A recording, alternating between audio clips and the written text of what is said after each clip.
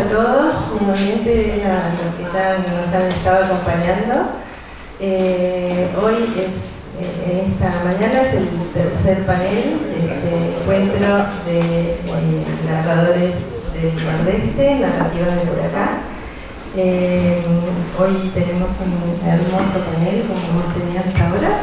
Y quiero presentarles al moderador de esta mesa, el magíster Javier Figueroa, que es además docente de la universidad en literatura argentina. Así que les dejo la palabra a Javier. Gracias. Buenos días. Realmente es un honor estar aquí y vamos a dar comienzo a este evento. Entonces estamos en el tercer panel de escritores. Los escritores que ustedes van a escuchar con sus ponencias: Rodolfo Capacho, La construcción de misiones en el imaginario del lector; Osvaldo Massal, El pecado de narrar; Miguel Ángel Molfino, Disparen sobre la novela negra; Santiago Morales, El narrador. ¿Sos vos? A continuación, un pequeño currículum y sustancioso, además, de cada uno de los escritores para que el público tenga conocimiento.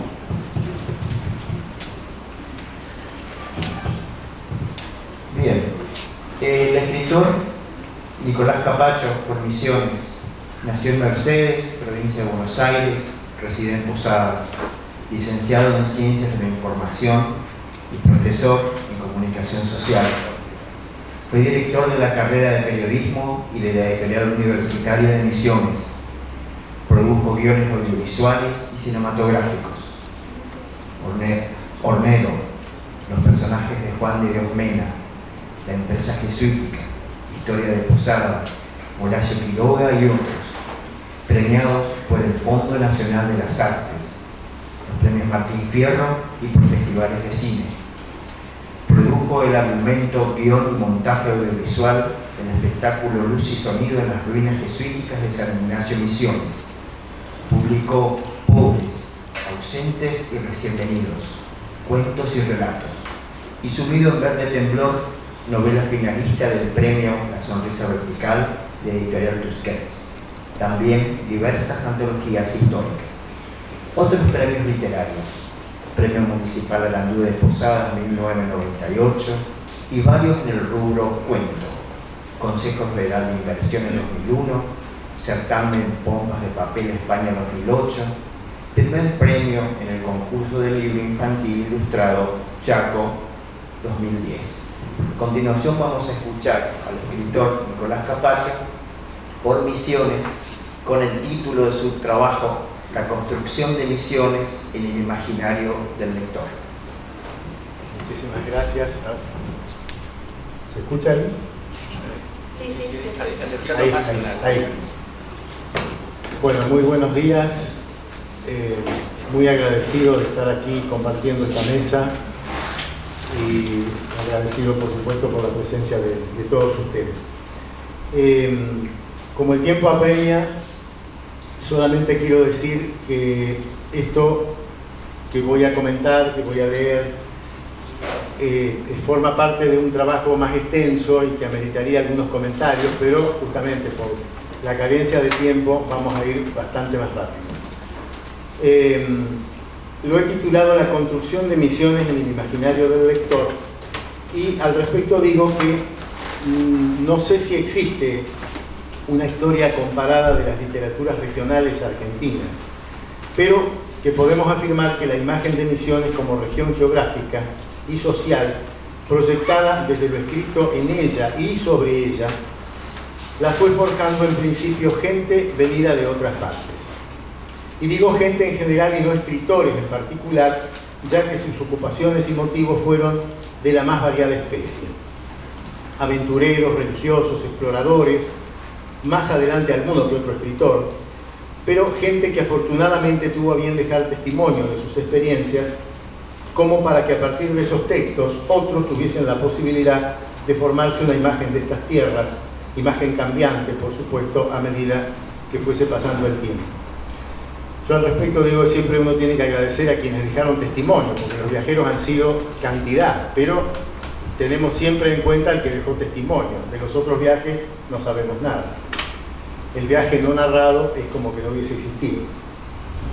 Muy bien, y aquí cabe una aclaración, y que es que esos textos producidos, que contribuirían a la formación de una idea sobre estos territorios, no habrían de incidir con la celeridad de las publicaciones a las que estamos acostumbrados ahora, que son rápidas, masivas, replicadas por otros medios, compartidas, sino que fueron textos que en el mejor de los casos, una vez convertidos en libros, permanecerían por décadas en sombrías bibliotecas, explorados por pocos lectores, hasta que recién en las últimas décadas se produjera el fenómeno de las ediciones que están al alcance de todos. Y otra aclaración que creo muy necesaria. Hablamos de gente venida de afuera, como si esta tierra hubiese estado despoblada, y no es así, por supuesto. Muy por el contrario, se hallaba habitada por indígenas provistos de un exuberante mundo interior, con una historia y sus creencias, pero con todo ese conocimiento sostenido sobre la fragilidad de la memoria individual y colectiva, heredada de generación en generación, sin palabras sobre algún soporte, o sea, la vía por la cual nosotros habilitamos la literatura, que ellos, por supuesto, poseían y poseen, y muy rica, aunque viva en esa forma invisible e inasible para quienes no podemos penetrar en su mundo. El asunto es que esta zona permaneció en un relativo aislamiento hasta bien entrado el siglo XX, a diferencia, por ejemplo, de otras regiones de Argentina, con rastrilladas y caminos históricos, ya que el acceso a esta región solo era posible ascendiendo los grandes ríos, mientras el interior de montes y serranías permanecía inexplorado. Hay que recordar que hasta bien entrado el siglo XX, la costa del Uruguay y la costa del Paraná prácticamente no tenían caminos, ¿no es cierto?, que las vincularan. De modo que esta región permaneció en un relativo aislamiento. Bueno, y en general, entonces, sobre este panorama, se coincide en que la primera imagen de Misiones, proyectada por un texto, a partir de un texto, es aquella fugaz descripción de las cataratas hechas por Álvar Núñez Cabeza de Vaca en 1542 en su obra Naufragios y Comentarios, cuando al caminar desde la costa brasilera hasta Asunción, yendo río Iguazú abajo, como dice, era la corriente del tan grande que corrían las canoas con mucha furia, y esto causólo que cerca de donde se embarcó da el río un salto por unas peñas abajo muy altas, y da el agua en lo bajo de la tierra tan gran golpe que desde lejos se oye, de manera que fue necesario salir de las canoas y sacarlas del agua y llevarlas por tierra a fuerza de brazo media legua hasta pasar el salto.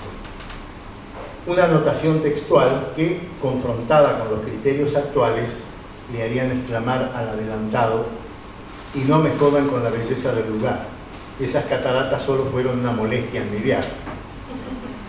Pasarán desde entonces más de 70 años hasta la llegada de los jesuitas, a partir de los cuales habrá una detallada relación de estas regiones, ya en las cartas anuas, así como en los relatos particularizados de algunos de ellos, como los padres Roque González de Santa Cruz o Ruiz de Montoya, por mencionar a los más conspicuos, pero serán muchos otros como el padre Peramás, Diego de Boroa, Cardiel, Antonio Set, los que dejen detalles de todos los aspectos de esta tierra, desde la flora y fauna hasta el vocabulario indígena, tema que les resultaba imprescindible para sus tareas de evangelización, pasando por las virtudes curativas de cada yuyo del monte, y, porque no puede dejar de mencionárselo, imprimiendo aquí en estos impenetrables bosques de América los primeros libros de lo que, andando el tiempo, llegaría a ser la Argentina.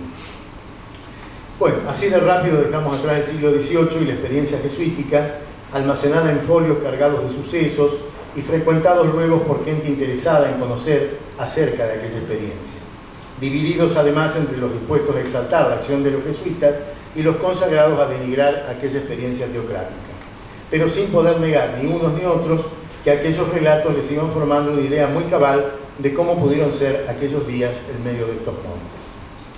Y antes de dejar el siglo XVIII definitivamente, y a quienes dejaron testimonio de ello, cabe particularizar la figura de Félix de Azara, venido para cumplir un trámite en la cuestión de límites con Brasil, pero que habría de quedarse 20 años recorriendo estas tierras hasta dejar en sus viajes por la América Meridional un muestrario que incluye desde el clima y los vientos, pasando por las plantas y los animales, hasta culminar con una descripción de la cultura guaraní, tan en detalle que Azara llega a describir las partes sexuales de los hombres, que no son nunca más que de un tamaño mediocre, y la de las mujeres, por el contrario, muy anchas y muy grandes. Se entiende por esto que la influencia de Linneo en este siglo de la clasificación natural que había propuesto Linneo, ¿no es cierto?, se hacía sentir con mucha fuerza aún en estas soledades. Y llegamos así al siglo XIX. Misiones es por entonces un inmenso bosque verde que espera se forje en él antes de que lo talen la imagen científica de sus minerales, plantas y animales, y esta imagen compleja estará a cargo de los naturalistas viajeros como Bonpland, D'Orbigny, Martín de Mussy, Peyret, Ramón Lista, Rafael Hernández, Holber, Ambrosetti, Queirel, Burmeister y muchos otros que, llegados por diversos motivos, harán un relevamiento intensivo de la región y abundarán en relatos, crónicas, descripciones, recomendaciones, fechas, nombres, acontecimientos, mientras se deleitan con el hallazgo de viejos yerbales y naranjales cargados de frutos. Casi invariablemente todos estos viajeros, cuando llegaban a las ruinas o las inmediaciones, se daban unas panzadas de naranjas dulces. A todos les pasaba lo mismo. Ustedes llegaban en la mejor época, pero todos comían naranja. ¿Y cuál es el denominador común de esta gente llegada a lo largo del siglo XIX para dejar testimonio? Ser todos recién venidos. Esta categoría, por supuesto, la invento yo. Todos venidos de afuera, y dejar presentes en sus narrativas la dificultad para acceder a estos territorios. Cuentan el trabajo para remontar los ríos, los peligros de la exploración y el deslumbramiento causado por ese mundo natural tan variado y profuso. Y así que la construcción de misiones que dejaran para el imaginario de sus lectores lejanos, por lo general quienes eran los responsables de los museos o reparticiones de gobierno a las que deben rendir cuenta de los viajes, incluirán siempre detalles de sus recorridos, de cada planta y animal hallados o disecados, las dificultades para alimentarse, la descripción de las maderas del monte y las inmensas posibilidades económicas que éste encierra, tal como si hubiesen no visitado un nuevo territorio, sino como un nuevo planeta cargado de promesas.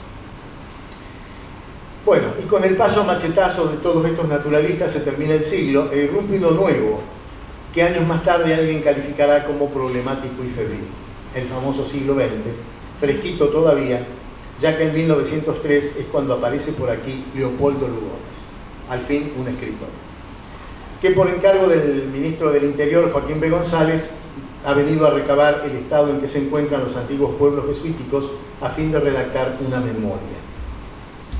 Y no ha venido solo, sino acompañado por un joven que oficia de hijo literario putativo y admirador de tiempo completo. Es ese uruguayo al que todos conocemos y que porta una cámara como las que usaban los fotógrafos en las plazas para ir registrando lo que hallen en ese recorrido que les demandará a caballo un año completo, con visitas incluidas a las misiones de Brasil y Paraguay. Alguien ha dicho que Lugones no necesitaba venir para redactar lo que vio en este viaje, ya que sabía de antemano todo lo que iba a escribir, pero el resultado fue una descripción exhaustiva que vuelca en el imperio jesuítico, con páginas en las que hay una afinidad natural entre la exuberancia de su prosa y la de las regiones que nos revela, como lo dice Borges, y que incluye una sola fotografía de las ruinas que no sabemos si se debe a Quiroga. Esto lo digo yo. Pero Misiones ya no es solo selva. La selva ha comenzado a ser talada, los herbales a ser cultivados. Hay tierras mensuradas, colonos que han venido de todas partes del mundo y algunas localidades con pretensiones de llegar a ser ciudades grandes, como esta, por ejemplo, con una población estable en la que han prosperado comerciantes y que es la puerta de entrada al inquietante Alto Paraná. Hasta ese momento la imagen de Misiones la ha forjado gente de paso, y no parece haber todavía quien escriba acá, desde acá, al menos si nos atenemos a la antología compilada por Clotilde González de Fernández, gran promotora misionera de la educación del comienzo del siglo, editada por Peuser en 1906, en la que hallamos que entre los 45 autores incluidos no figura ningún escritor local, y tan solo uno, un abogado de Buenos Aires de apellido Garmendia, hace una referencia a las cataratas, lamentándose de que estén rodeadas de una selva que impide verlas bien. Dice en una parte, que tu voz, grandiosa catarata, resuene como una colosal diana de triunfo, cuando el hombre civilizado haya batido por completo la selva que te rodea, selva odiosa y salvaje, último baluarte de la barbarie. Bueno, mientras tanto el siglo XX seguirá haciendo sentir con sus innovaciones. Aparecerán los servicios fluviales regulares entre Buenos Aires y Posadas, no tardará en llegar el tren hasta acá, y comenzará a insinuarse un tipo diferente de viajero, el turista, el que viaja por placer y gusto de conocer y que seguramente tiene referencias, por lo escrito hasta ese momento, de las bellezas y misterios de esta verde región. Y entre tanto que nos dejan su testimonio de esos tiempos, rescatamos dos profesionales de la pluma. El primero es Jules Huret, director del Figaro de París, que llega en 1909, periodista profesional que describirá todos los detalles del viaje a Cataratas, incluyendo el entretenimiento preferido de los pasajeros, que era dispararle con escopetas y revólveres a los yacarés de la costa desde la borda del barco, y que no dejará vivencias sin plasmar en un libro famoso que es de Buenos Aires al Gran Chaco y que tendrá amplia difusión en Europa. El otro es nada menos que el eterno, entre comillas, director de la Biblioteca Nacional, don Paul Broussat, quien en 1912 toma nota de todos los tipos humanos y los respectivos comportamientos de quienes se encuentran a bordo de aquellos barquitos que remontaban el Paraná para difundirlo luego en su trabajo El viaje intelectual. Mientras tanto, el Quiroga fotógrafo que acompañara a Lugones ya está de regreso, a sentido del llamado de la selva, e instalado en San Ignacio luego de un fallido intento como agricultor en el Chaco y dispuesto a convertir en literatura todo lo que ve, toca, respira o mastica, pero no para darlo a conocer acá, donde no mantiene ningún contacto intelectual, sino allá, en las grandes ciudades del Río de la Plata, en Buenos Aires y Montevideo, a través de los medios de comunicación de aquella época, que eran, por supuesto, los medios gráficos. Un breve listado de estos medios nos dará una idea de la difusión que le diera Quiroga a los temas misioneros, aunque no todo es ficción y no todo lo que escribiera esté referido a misión. La Prensa, La Nación, Crítica, Caras y Caretas, PBT, Atlántida, El Hogar, Villiquen, La Alborada, Fray Mocho, El Gladiador, Plus Ultra, Nosotros, además de diversos medios uruguayos. Todo lo que vive en ese Ibiraromí, como rebautiza a San Ignacio, lo convierte en vivencias literarias que aquellos medios difunden masivamente, al punto que Abelardo Castillo llega a afirmar que fue Quiroga quien nos enseñó en verdad la selva, perdón, el deslumbramiento y la abominación de la selva. No la describió, dice Abelardo Castillo, ya que casi no hay descripciones en sus cuentos, sino que nos la reveló, no como paisaje, sino como geografía espiritual. Mientras tanto, dentro de esta geografía espiritual que entraña Misiones, ha comenzado a gestarse un proceso literario propio que tendrá como protagonistas no ya aves de paso, sino a gente instalada acá. Y entre los que contamos nada menos que a uno de los fundadores del vanguardismo literario y de esta biblioteca, don Macedonio Fernández, capaz que se sentó en una de estas sillas, en tiempos en que en el interior, río arriba, se gestaba ese duro e injusto método de explotación que hará que algunos funcionarios, no muchos, pero algunos, y algunos escritores, comiencen a mostrarlo y denunciarlo.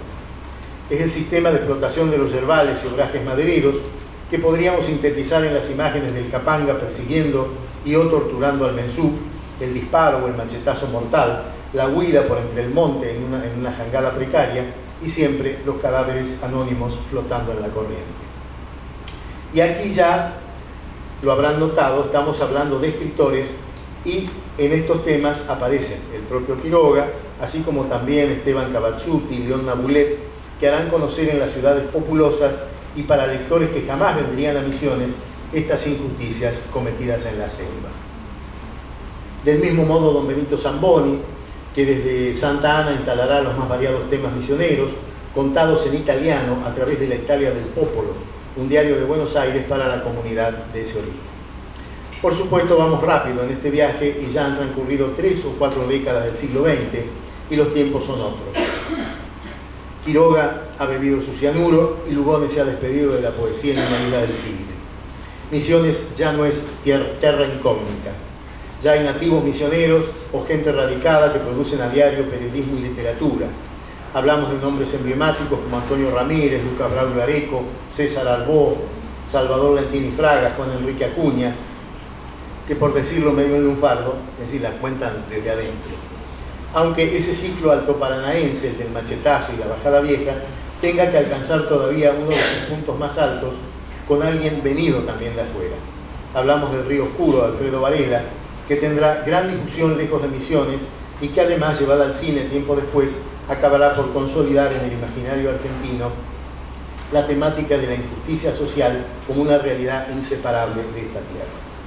De ahí para adelante ya no me animo a hablar porque empieza otra historia y muy abigarrada. Sí decir que desde entonces Misiones ya no necesitó que le forjaran una imagen. Su propia literatura comenzó a ser profusa, variada, tal vez no siempre de calidad como es natural, pero con una tendencia a universalizarse, dentro de un proceso abierto y que no cesa, y que sobre todo, a través de la gente más joven, va dejando atrás esquemas y modelos estereotipados. Ya hay figuras de calidad, algunas muy reconocidas, otras que vienen haciendo punta en temas ambientales, sociales, policiales, infantiles, de terror, o tantos otros como podrían ser gestados en cualquier otra parte desde la literatura. Una tierra que va imponiendo su propia forma de expresarse con una literatura que ameritaría ser conocida por el resto del país. Aunque esta limitación de circulación, entiendo, es extensiva a las demás literaturas regionales, y de allí que sean estos encuentros tan propicios para comprender que somos un país de regiones y que necesitamos conocernos más los unos a los otros, preferentemente sin que tengan que venir a descubrirnos desde Buenos Aires. Muchas gracias.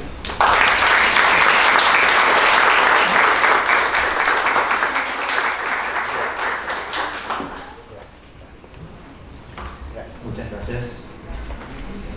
A continuación, vamos a escuchar al escritor Osvaldo Mazal por Misiones, recordando que Héctor Osvaldo Mazal nació y reside en Posadas, es ingeniero civil por la Universidad de Buenos Aires, licenciado en Letras y magíster en Semiótica por la Universidad Nacional de Misiones, profesor de Teoría Literaria en la UNAM. Publicaciones: Mundos, Diálogos, Silencios, Poesía, Segundo Premio de Poesía, Fondo Nacional de las Artes en 1994, Darle un poeta, novela, Primer Premio de Novela, Fondo Nacional de las Artes en el año 2014. Se encuentra en vías de publicación su segunda novela, Andrés Vuelve. Participó en las siguientes antologías de poesía: Poesía Inédita de Hoy, Trópico Sur y Poesía Argentina de Fin de Siglo. Otros premios y distinciones: Premio Municipal Alandú de Posadas 2 veces, año 1993 y 1996. Premios Martín Fierro por Programa Radial Literario de Cronopios 4 veces, los años 1994, 1996, 1997 y 1998. Premio Andresito a la trayectoria literaria, Cámara de Representantes de Misiones 2018.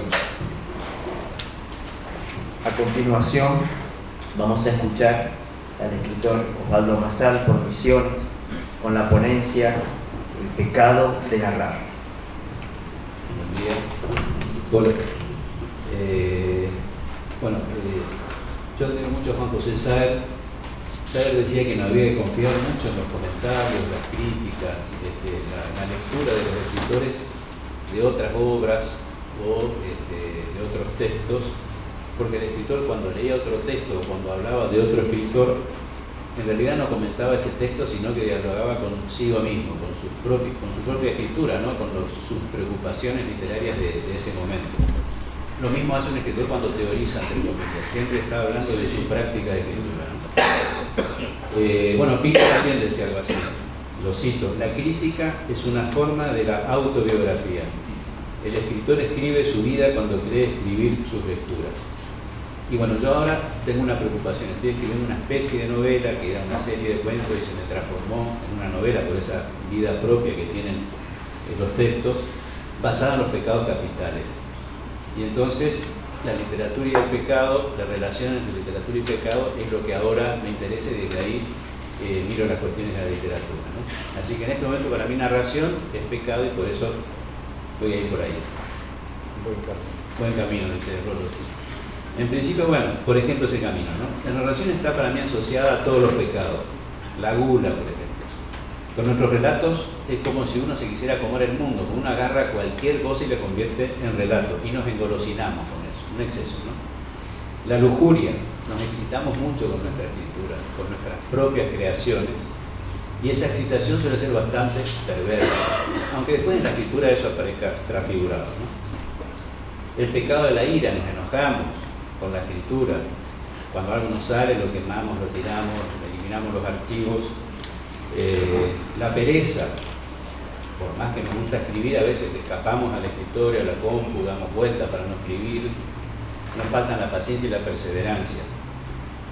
El pecado de la envidia, bueno, obviamente, envidia de Borges, de Chandler, de Pessoa, de Saer y tantos otros, eso no necesita explicaciones, ¿no? La avaricia.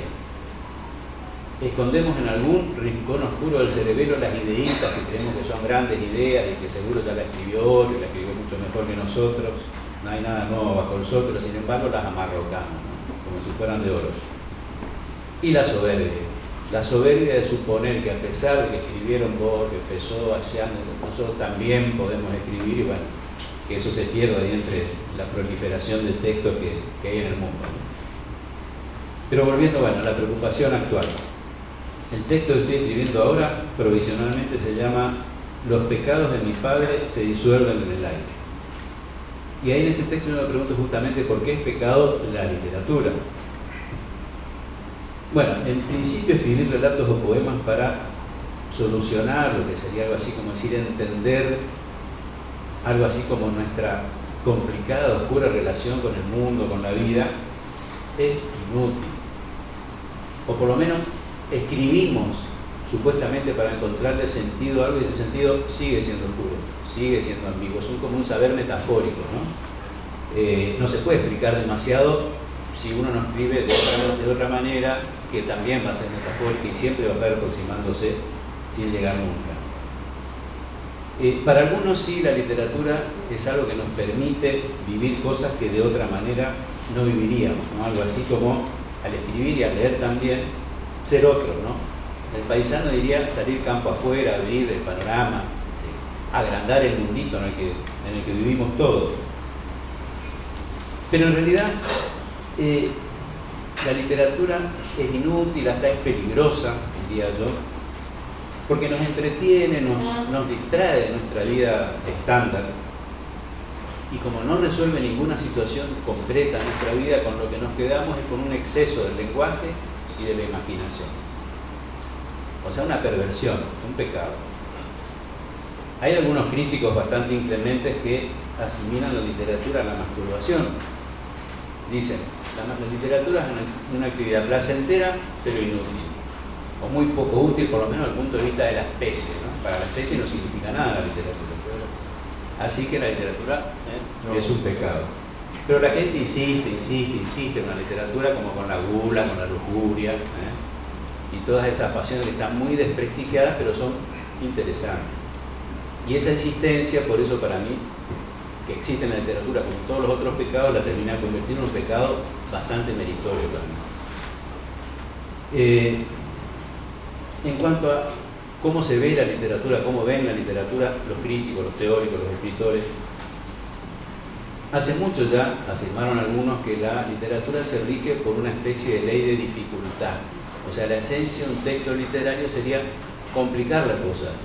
Nadie quiere, ningún escritor simplifica la comunicación, la complicamos. Eso hace un poeta cuando escribe en versos en vez de escribir todo corrido, como en la prosa, mete metáforas, mete repeticiones, no hace saltar de un lado para el otro, complica la cosa. Y eso hacen los prosistas, que escriben una novela sobre alguna historia determinada y proliferan y se producen ramificaciones y aparecen novelas de 600, 700 páginas. Pero lo mismo hace un tipo que escribe un microrelato, como ese tan famoso Monterroso que dice solamente esto: Cuando despertó, el dinosaurio todavía estaba allí. Y esa frase mínima abre un mundo infinito en el que uno puede quedar rebotando horas si entra en el juego, ¿no? Otro exceso ahora por defecto de la literatura. Entonces, bueno, estamos con el tema de los tamaños. A mí me preocupa el tema del tamaño. No el tamaño que ustedes están pensando, sino el de los textos. Mi novela, mi primera novela de Darwin Poeta tenía casi 500 páginas. La que va a salir ahora va a tener menos, va a tener, no sé, cerca de 400, calculo. Son textos largos que yo me cuestiono ahora, porque en general la gente ya no se presta a leer textos tan largos, los larga la mitad, yo también lo hago. Resulta que yo escribí poesía muy breve durante mucho tiempo, pero después la poesía yo diría que me abandonó. Tengo muchas hojitas descartadas porque no me parecen interesantes. Y yo escribía poesía como resultado de, llamémoslo, estados de poesía, ¿no? Esas pequeñas epifanías, si ustedes quieren, revelaciones que uno tiene cuando lee algo o cuando vive alguna cosa, y por ahí, bueno, anotaba y después transfiguraba eso, lo traducía, lo convertía en poesía.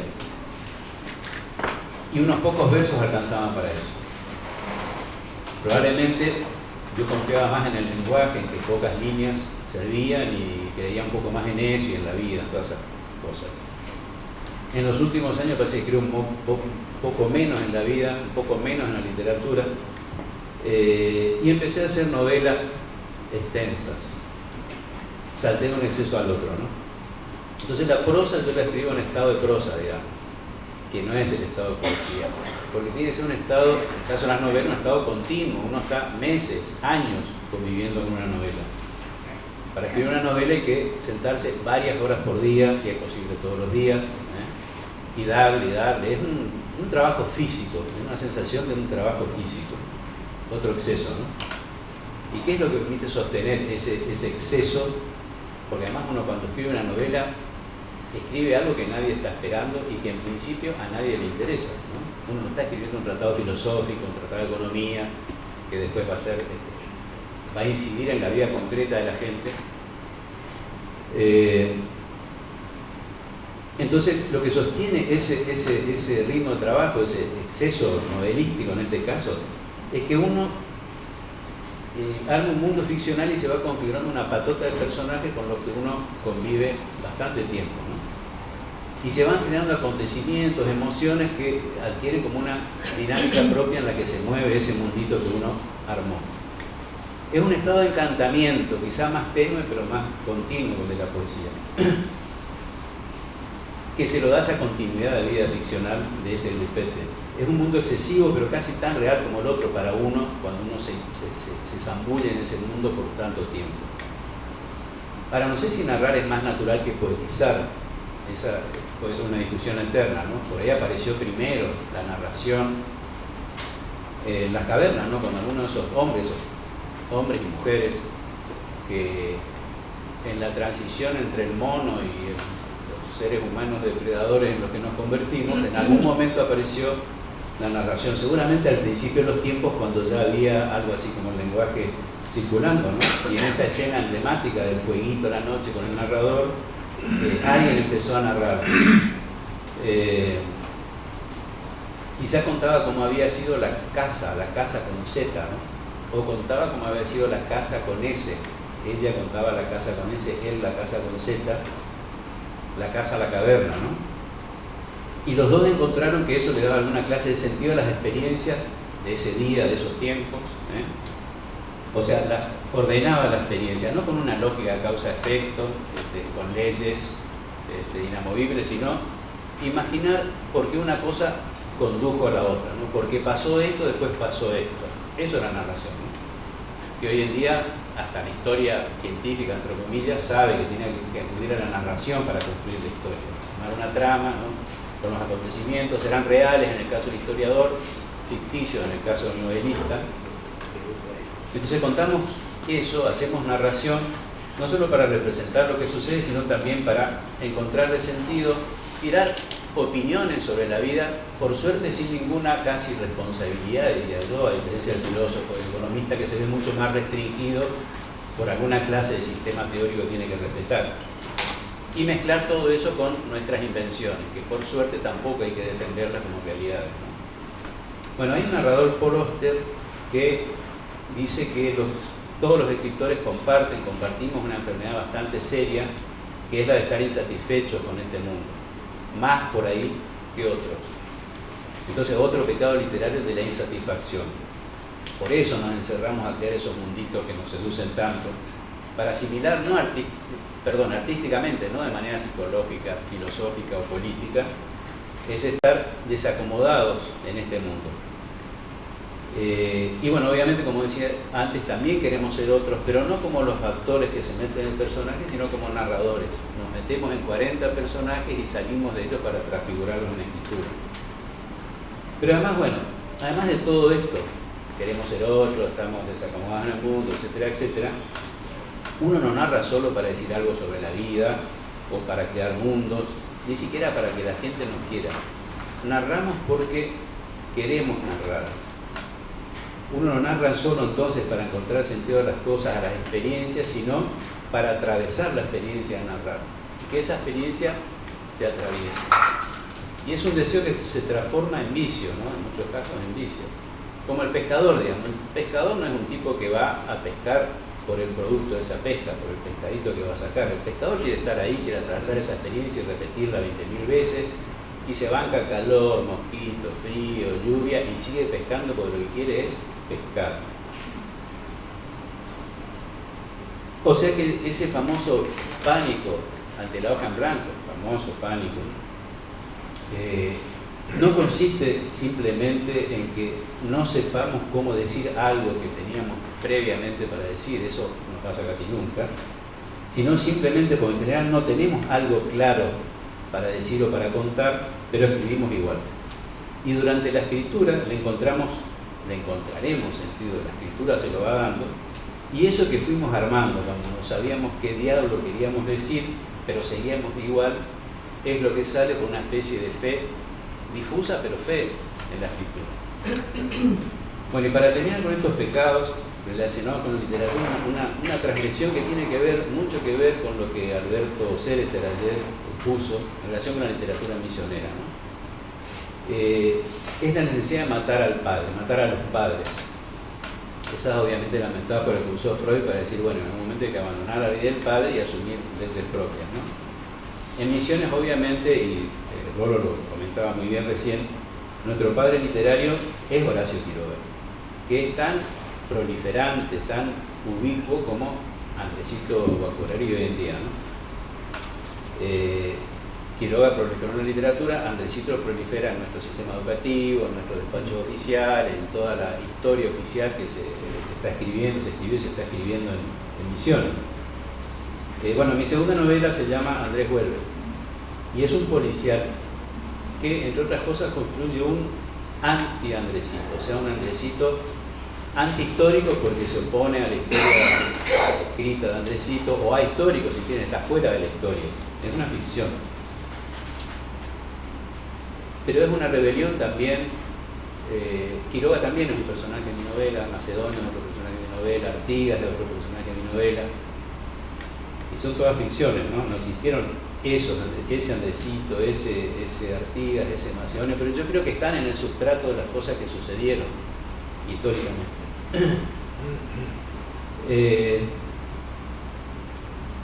Y los relatos de Quiroga, igual que las imágenes de Andresito, son infinitamente reproducidas.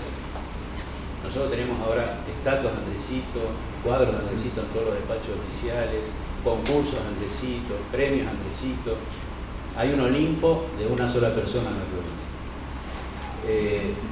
Y estos relatos de Quiroga, decía, igual que las imágenes de Andresito, son infinitamente reproducidos por sus epígonos, que imitan hasta el cansancio algunos textos quiroguianos en los que, bueno, está la selva, el río, el mensú, el capanga, eso que ayer decíamos que es una realidad que ya no existe más.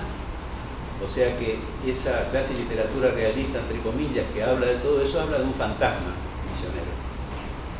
Ese es un estereotipo adoptado hace casi un siglo y que la mediocridad del sistema literario nuestro sostiene con toda la fuerza, ¿no? Y yo digo, bueno, basta de Quiroga, fue un excelente cuentista, pero en la literatura del mundo es un granito de arena, el desierto, ¿no?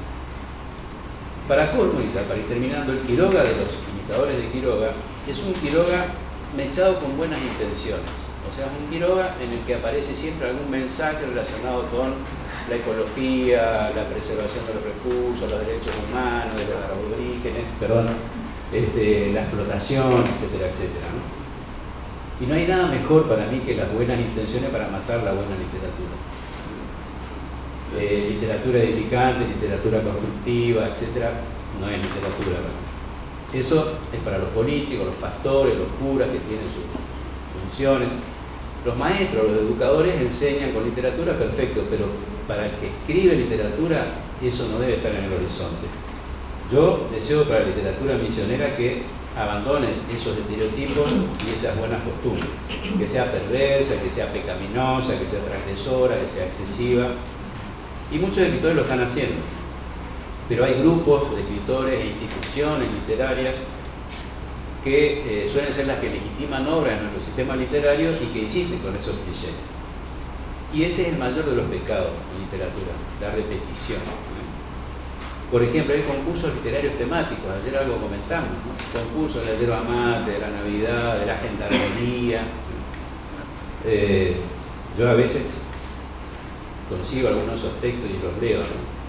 En un tema. Porque lo que se termina premiando siempre en esos concursos es la repetición de ese cliché que viene desde hace un siglo. Y esos concursos brotan como hongos después de la lluvia en nuestra provincia. Tenemos casi 2 o 3 por mes en distintas localidades, siempre apadrinados por grupos de escritores, sociedades de escritores, etc. Y otro ejemplo es la literatura regional, repetitiva, de baja calidad, que permean las escuelas también por diversas vías, ¿no? Quizá el sistema educativo tendría que ver cómo hace alguna clase de selección de textos que permita ampliar ese repertorio, ese menú. La literatura tiene que traer alguna clase de diferencia, ¿no? No puede dar siempre lo mismo. Entonces, bueno, cerrando, este es uno de los motivos de este encuentro de narradores, ¿no? Promover que circulen textos más variados, de textos misioneros y de las otras provincias que nos rodean, que nuestra literatura se enriquezca y no que se empobrezca cada vez más. Y se supone que Freud dijo en relación con esto algo así como que el que no mata al padre muere. Y nuestro padre, el padre que tenemos que matar, son los estereotipos de la literatura nacional. Gracias.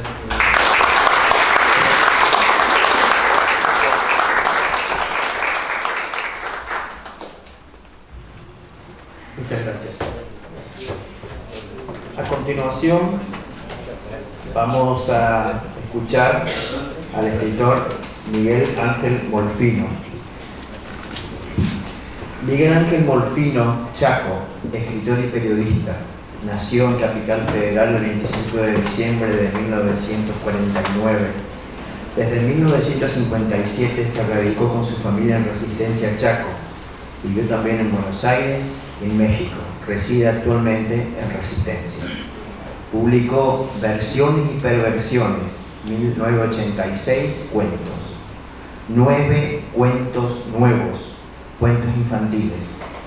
El mismo viejo ruido, 1994, cuentos. Prosas escogidas, 2006, cuentos.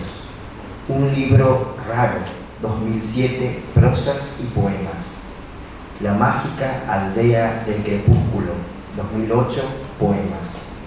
Monstruos perfectos, novela con ediciones en Francia y Cuba. Primera finalista del Premio Memorial Silverio Cañada en la Semana Negra de Gijón, 2011. Finalista del Premio Violeta Negra, Toulouse, Francia, en 2014, en el que fue considerada una de las mejores 5 novelas extranjeras del año, traducidas del francés. Y Colorín Colorado, Tu vida se ha terminado, 2012, novela publicada en la web sigueleyendo.com.es. La Polio, 2014, novela, y Pampa del Infierno, 2017, novela, primer premio Espartaco a lo mejor novela histórica. Sus cuentos figuran en varias antologías nacionales e internacionales.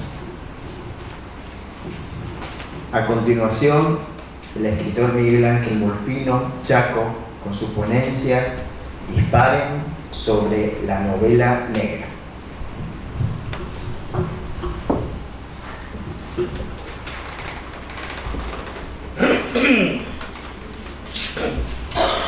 Como van a disculparme, la voz me cambia, yo tengo el POC y con la edad voy tomando distintos tonos. A veces me parezco hasta Graciela Borges.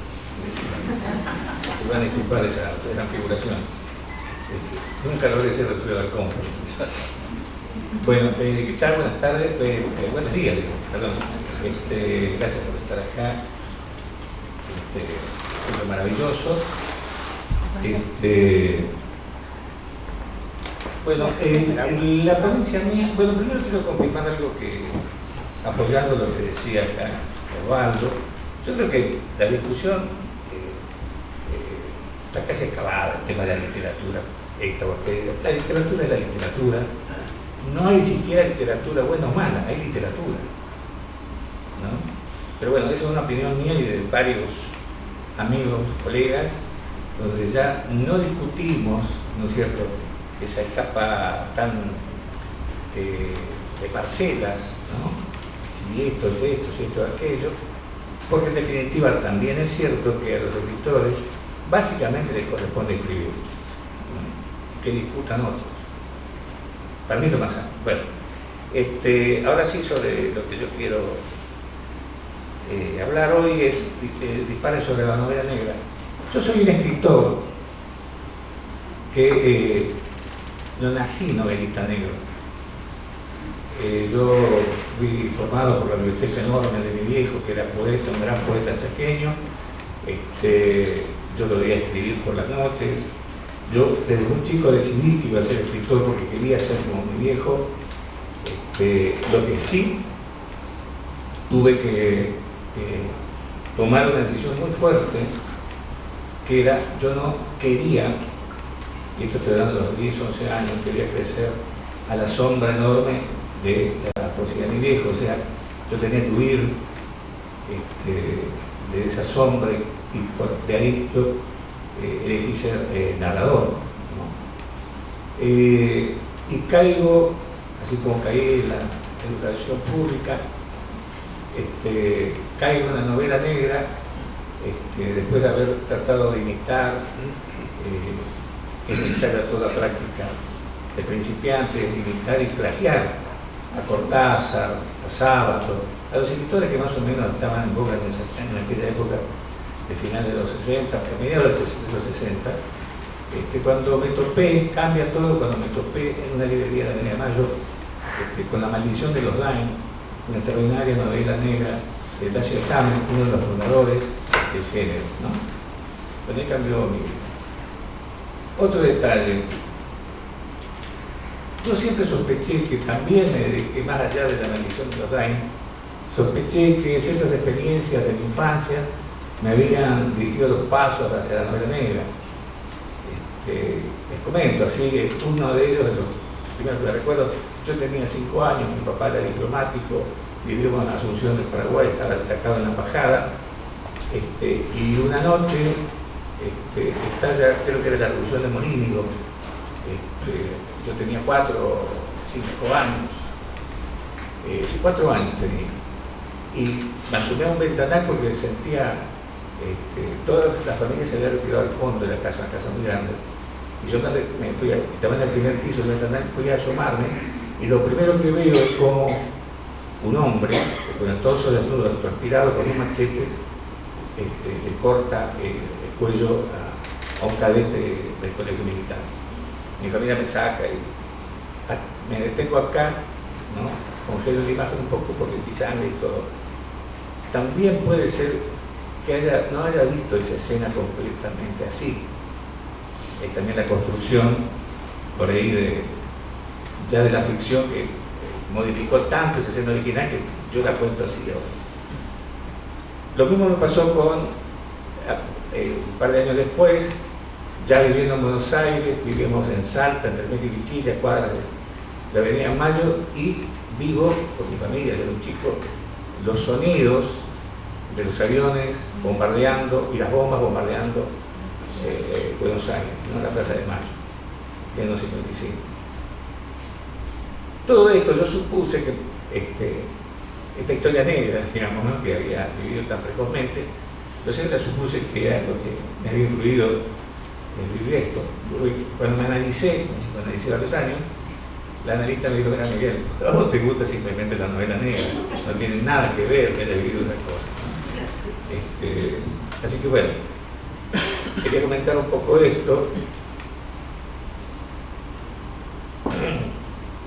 para leerles un poquito el trabajo que traje, muy simple.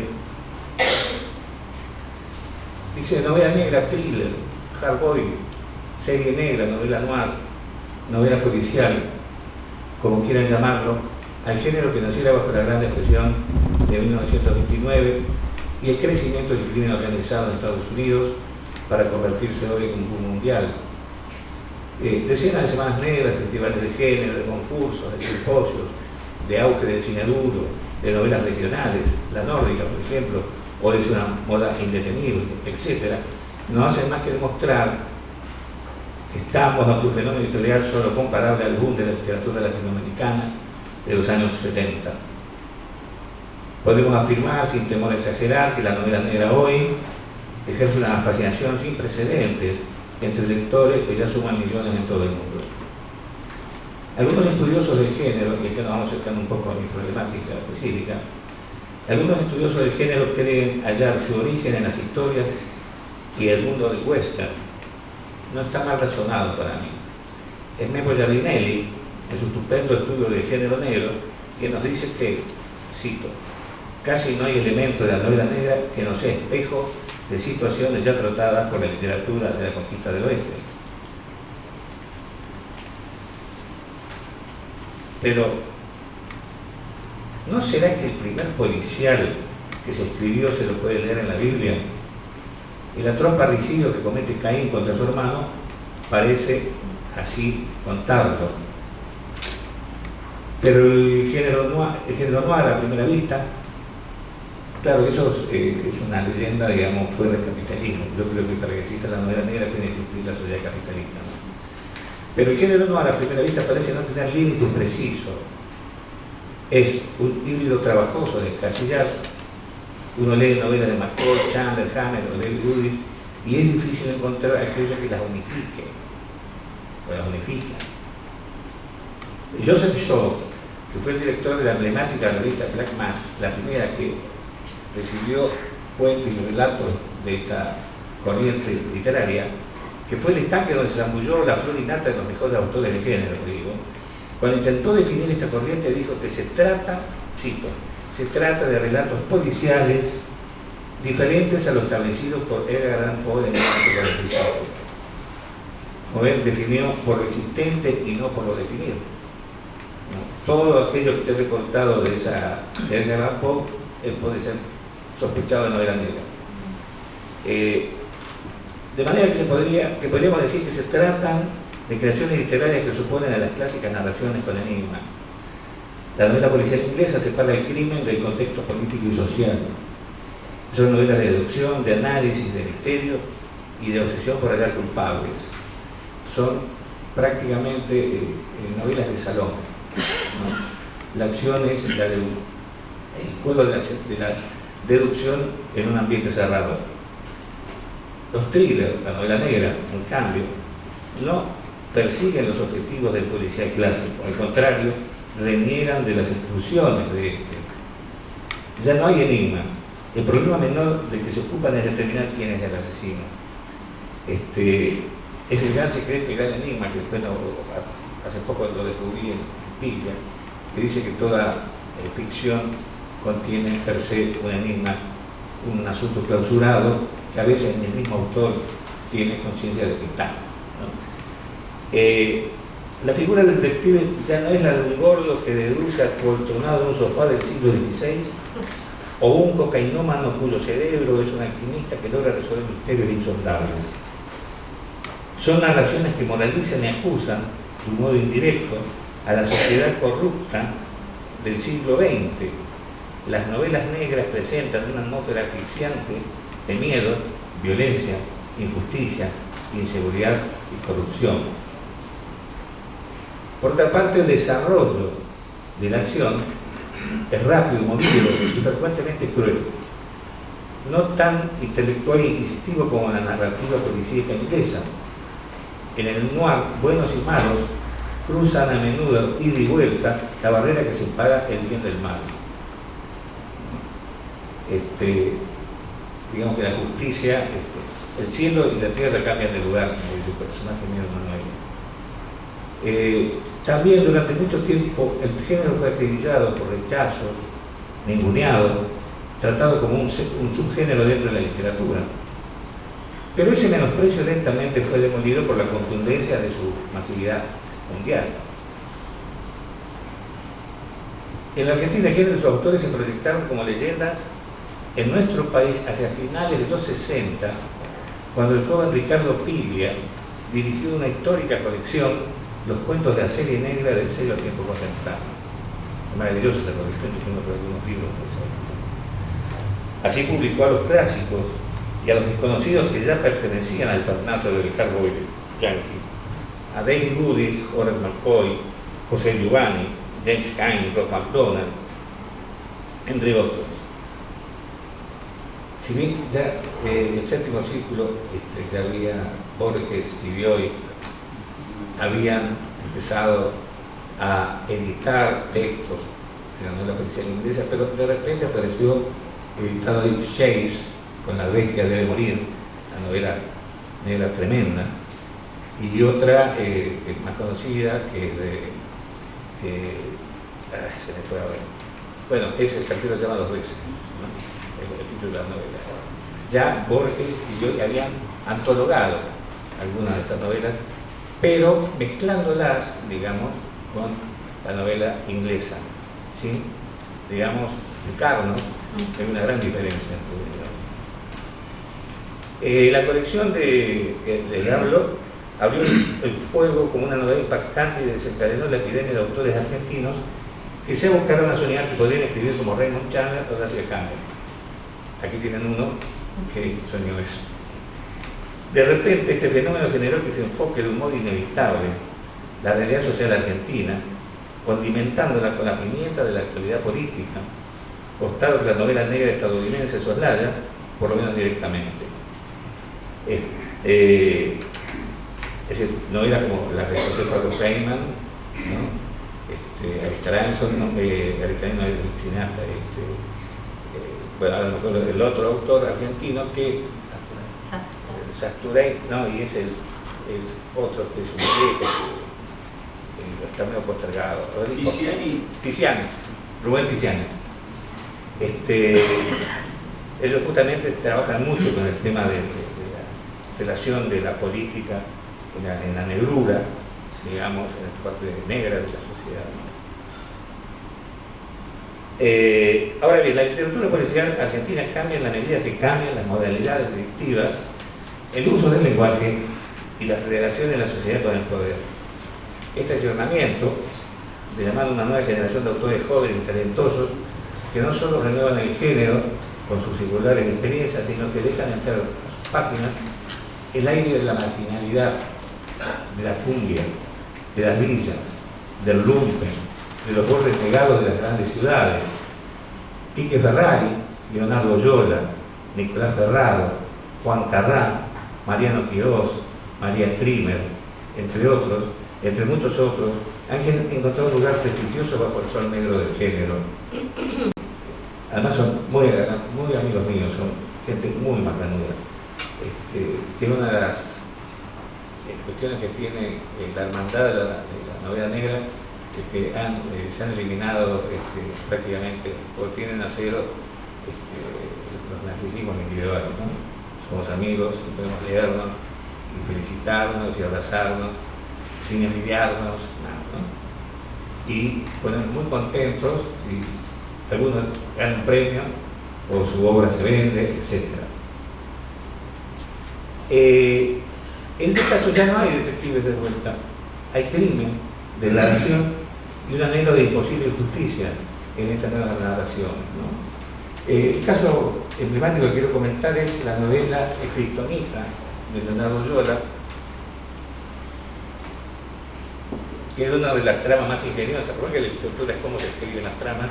Esta trama me pareció, cuando me la comentó, cuando empezó a escribirla, estamos comiendo pizza en su casa, es la historia de Superman,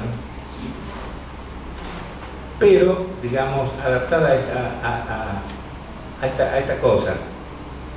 Explota Krypton, originalmente el planeta de Superman, y el padre mete al pequeño Superman en una cápsula y lo manda al espacio y cae en la Tierra. El Superman original cae en Nueva York. Este cae en una villa de Buenos Aires. Y es villero, ¿no? Esa es la historia de que se llama en la novela Nasta Super.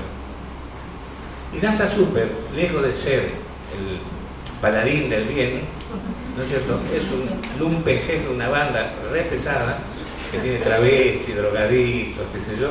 Y bueno, es una historia fascinante. Esta vuelta de tuerca, ¿no es cierto? A mí me parece que es un logro, por eso digo cómo va cambiando, cómo va evolucionando la novela negra a partir de nuevas generaciones, de nuevos autores, de nuevas miradas. ¿De dónde vienen? Porque yo también de barrios marginales, ¿no? Como muchos otros autores, Quique Ferrari no es marginal, pero viene es un obrero del subte, etc., ¿no? Son miradas desde, no desde una clase social, digamos, que ha tenido acceso al cultivo de inteligencia, ¿sí? Normalmente, con bibliotecas paternas como las que tuve yo y muchos escritores, sino gente que se la tuvo que laburar para conseguir esa cantera de temas, palabras para escribir, ¿no? Bueno, ahora quiero hablarles un poquito de la novela negra rural o el western rural.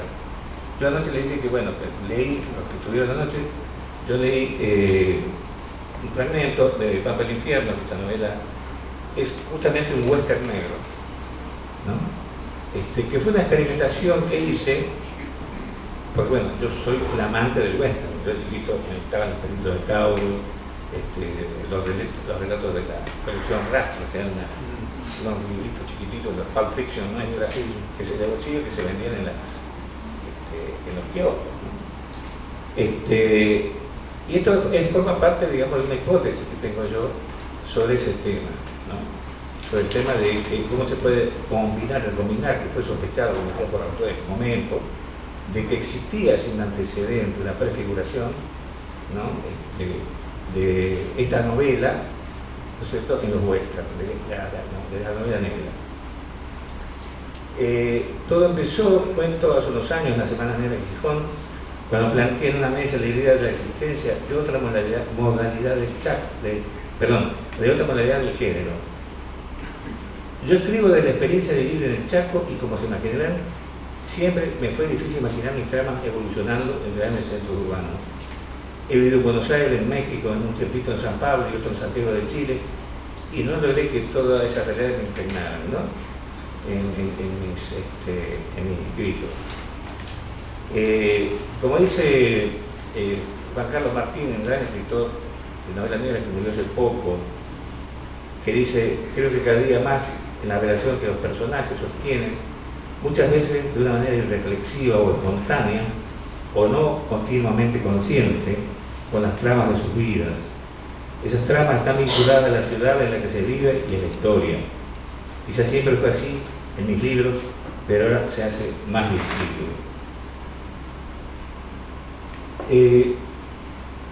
Tengo algunos ejemplos de lo que estoy diciendo. El primer inicio sobre el tema, uno de los primeros, sobre el tema rural, me lo dio una noticia salida en el diario Norte de la Resistencia en septiembre de 1985. Algo que ese inicio me llamó muchísimo la atención. En San Bernardo, una localidad que está a 228 kilómetros de la Resistencia, en la chacra de sus padres, el veterano de guerra de Malvinas, Orlando Ricardo Espíndola, bajo los efectos de una honda depresión, estrés traumático, se quitó la vida tomando un trago de paratión. un potente plaguicida fosforado, hoy prohibido de su venta. Pensé que un tipo desesperado en alguna gran ciudad se hubiera suicidado pegándose un tiro o arrojándose del balcón. Ahí, digamos, sospeché que el arma suicida que utilizó Spínola tenía que ver con la ruralidad. No, jamás imaginaría que un porteño toma un trago de parapión en este Callao, ¿no? Otra historia que vuelve a reflejarme el tema de esta de la novela negra rural es la historia de los hermanos Velázquez, ¿no? En la década de los 60 hicieron todo un recorrido delictivo con todas las características de una buena novela negra. Yo tengo una crónica que ahora no traje porque sería muy largo todo, justamente comentando esos episodios de raíz delictivo de tantos años como confirmación de lo que pienso. También conozco bastante bien el interior chaqueño, por razones familiares, por militancia. En los años 70 yo trabajé mucho con las ligas agrarias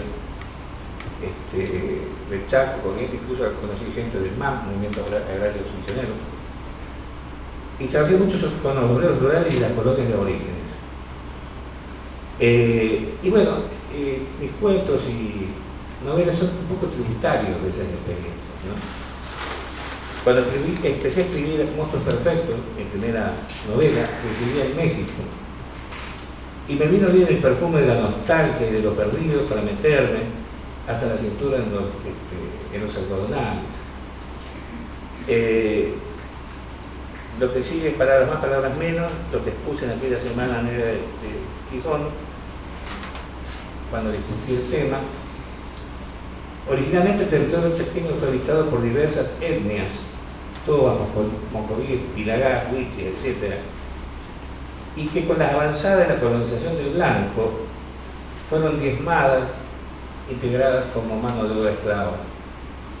Sucede que el Chaco hasta principios del siglo XX fue la frontera del indio, fue la ruptura de sangre que fue la conquista del desierto. Lo que las clases dominantes del principio del siglo llamaron la guerra del desierto, lo que acabo de decir, no fue más que un plan de exterminio para apoderarse de las tierras de los pueblos originarios. No estoy diciendo nada nuevo, algo que desconozcan.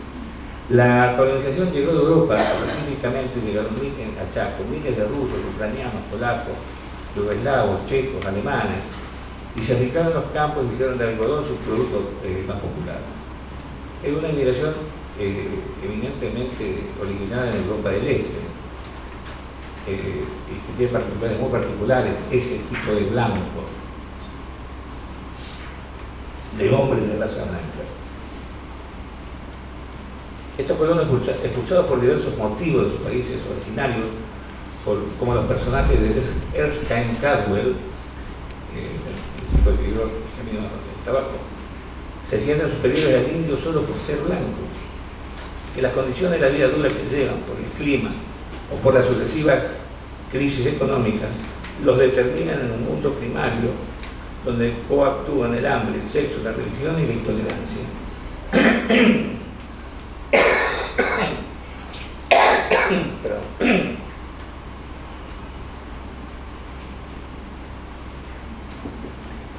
Estos escenarios tan lejanos a las grandes ciudades del noir clásico, tan remotos en sus personajes, inevitablemente le han dado otro perfil a la novela negra que se escribe en muchas partes del interior del país. Y yo hablo del Chaco, que es lo que conozco. Pero de nuevo, ¿cuáles son esas diferencias? La tensa relación de los inmigrantes con el criollo y con el indio, los paisajes, montes, ríos, desiertos, que es un modo de enfrentar, digamos, la resistencia, ¿no? La gran soledad, la desconfianza hacia el forastero, la nostalgia rencorosa de los inmigrantes que no pueden olvidar sus patrias, el racismo de esos mismos inmigrantes, la influencia guaranítica con sus mitos y leyendas, el abuso y la corruptela policial, las políticas que dan la espalda a los hombres del campo, las inclemencias climáticas, las inundaciones y sequías mortales, las venganzas de la pobreza y los bandidos campesinos. En fin, sobre esta mirada discurre la novela negra rural para mí. Luego no hay ni siquiera una teoría, ni tesis, ni nada, todo no. Es simplemente un punto de vista. Y a veces pienso que es una realidad incontestable. Mi traductora al francés, Christine Bacelot, una vez me envió un mail, estaba traduciendo Los Monstruos Perfectos, preguntándome cómo se soportaba vivir en medio de la violencia que yo narraba. Cristina, le respondí, todo es ficción, y menos mal, porque en Argentina la realidad es mucho más cruel. Bueno, muchas gracias.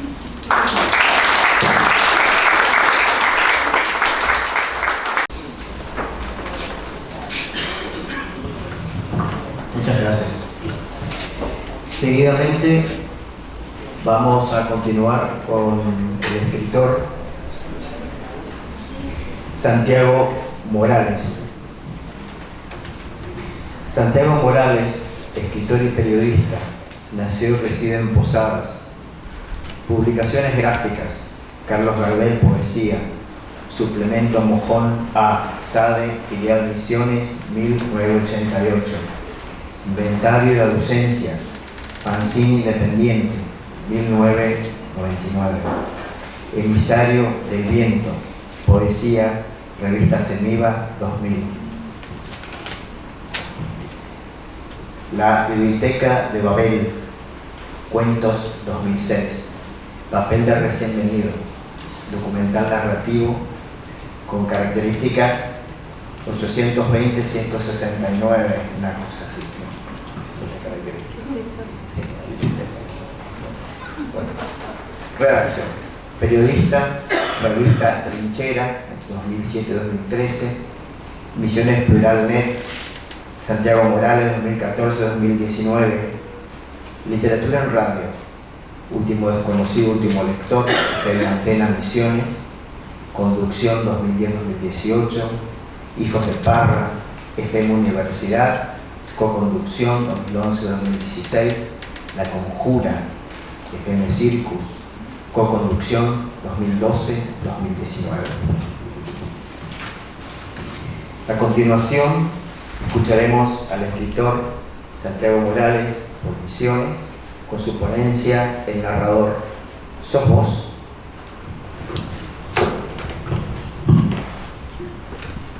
Bueno, la primera vez que me encontré cara a cara con alguien que me había leído mi primer libro, me hizo una pregunta que me marcó para siempre.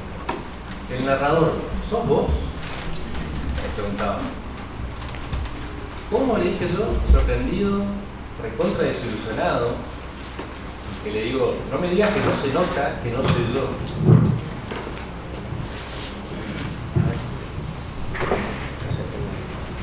Hola.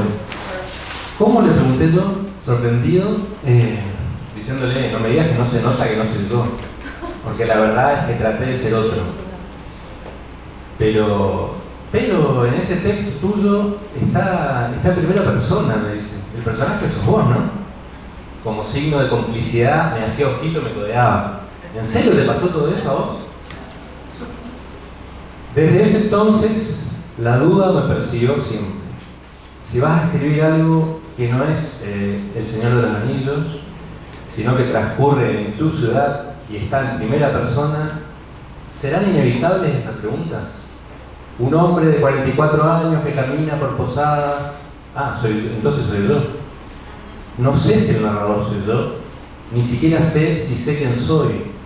Y capaz que por eso escribo, para saberlo, para conocerme. Y capaz que si llego a descubrir quién soy, dejo de escribir o dejo de intentar hacerlo. A veces creo que soy Gilles Deleuze. Nunca nos estancamos en una determinada identidad, estamos en perpetuo devenir. Pero decir la verdad, sos vos, me decía un amigo. Y la verdad, no soy Nausgard en noruego, pero la verdad es que algunas cosas me pasaron y otras no. Si tengo que arriesgar fuentes principales, la experiencia, la lectura, los sueños, la memoria. Otras fuentes derivadas, pero no tan menores, el oído, la caminata, la duda, el miedo, las películas, los celulares. ¿Cómo los celulares? Me preguntan. Sí, los celulares. Un día recibí un mensaje de texto en mi celular que decía: usted está invitado a dar una charla sobre su libro Darwin Poeta. Enseguida automáticamente respondí: sí, acepto. Que fuera por mensaje escrito y no mediante un llamado me dio la posibilidad de ser impersonal y la impostura fue más accesible para mí. Me sedujo la confusión. Yo justo leía la obra de Enrique Vila-Matas, que gira en torno a la impostura, a la identidad. Incluso su último libro, creo que se llama Mi nombre es Vila-Matas, como todo el mundo. Hasta me puse a ensayar qué iba a decir para presentar Darwin Poeta. Yo soy otro, empezaba mi discurso. Pero después de horas de pensar mi robo, me arrepentí y decidí llamar al número que me habían escrito y le dije: hola, ¿usted realmente quiere que hable sobre el libro de otro o sobre el niño nomás? Y el error se enmendó enseguida y la diversión mermó, aunque sin extinguirse del todo. No pude ser Nausgard, no pude ser Masal, tal vez era verdad y me quedaba solamente ser yo mismo. En su extraordinario cuento Muchacha Punk, Fogwill se deshace del problema reconociéndolo así. Primera excepción del lector: en este relato yo soy yo. Y en Si una noche de invierno un viajero, Calvino dice: también yo quisiera borrarme a mí mismo y encontrar para cada libro otro yo, otra voz, otro nombre, renacer. Ese asedio que padecí de mi amigo lector buscando saber si era o no yo el protagonista de mis escritos, me sirvió para descubrir por qué escribo, para saber quién soy justamente. Si todos fuéramos repentinamente alguien distinto, pensó Leopoldo Bloom, y en un cuento de Navidad de Paul Auster, a un comerciante le roban unas revistas. El tipo sabe quién es el ladrón, va a buscarlo a su casa, pero solo encuentra a la abuela ciega del ladrón. Se hace pasar por el nieto, le roba una cámara, y en ese momento parece que ella se da cuenta, sabe que no es su nieto, sino otro, el que está ahí, pero acepta para pasar la Navidad con alguien. Eso para mí es el pacto ficcional del lector. Tiene que saber que yo en mi relato no soy yo, pero aceptar como si lo fuera, o al revés, descubrirme y hacerse el desentendido. Escribo porque escribiendo podría llegar a descubrir quién soy, y aunque me siento más misionero que escritor, creo que estoy acá por escritor y no por misionero. Papeles de recién vencido bien podría ser malinterpretado y tratado de antimisionerista, ya que recuerda muchos árboles son exóticos, traídos de otros países, recuerda que varios artistas locales no nacieron en la provincia, propone un juego de palabras usando las siglas de la SADEM, y puede interpretarse que recomienda no ingerir alimentos en el Moconá, por un palíndromo que está incluido en el libro, y termina interpelando el ilustre color terruño. Aclaro que el libro se llama Papeles de recién vencido, con una C intermedia, en honor o en robo a las palabras, una palabra que está entre Carpaccio y Macedonio, no sé a quién se la robé. Escribo porque me gusta interpelar mi entorno, lo que leo, lo que soy, interpelarme. Escribo porque me gustan algunos detalles en la combinación de letras y palabras. Siempre me llamó la atención el uso de palabras parecidas, las repeticiones, el pecado de las repeticiones. Escribo porque en el prólogo a Pobres, ausentes y recién venidos, libro de Rodolfo Carpaccio, pero claro, sí, yo antes pensaba, al no saber italiano, que era Capaccio. Entonces en el prólogo Ana María Gorosito Kramer escribe: en Misiones los forasteros seremos siempre recién venidos, especialmente porque carecemos de la capacidad para suprimir el asombro. Yo escribo por el efecto sonoro que me produce la palabra capacidad en el mismo párrafo de Capacio, que era como yo leía el apellido. Escribo para saber quién soy y porque además no hablo. No sé hablar y por eso escribo. Esa es la razón por la cual me puse a escribir siempre. Está complicado porque no hablo ni sé quién soy. Apenas leo. Leer es casi mi única forma de hablar. Nunca supe contestar esa pregunta habitual: ¿para qué escribís? Solo pude responder a esa otra parecida, pero diferente: ¿por qué escribís? Y decir no hablo es un oxímoron, palabra que debe parecer invariable en plural. Los oxímoron se dice. Siempre me gustó decirle los oxímorones. Yo preferiría los oxímorones, así le agregué una R y me suena oxímorrones. Así como le agregué una C a recién venido para convertirlo en recién vencido. También en este tema me gusta el cambio de espacial en vez de especial. Es un cuento que leí de Sonia Melo, Un amigo espacial, que empieza: los pies descalzos y embarrados persiguen los charcos que reflejan el barrio, aún mojado por la lluvia. Escribo por la ausencia en esa frase de la palabra barro. Montaigne, encerrado en una torre en Burdeos, pensó: escribo para conocerme a mí mismo.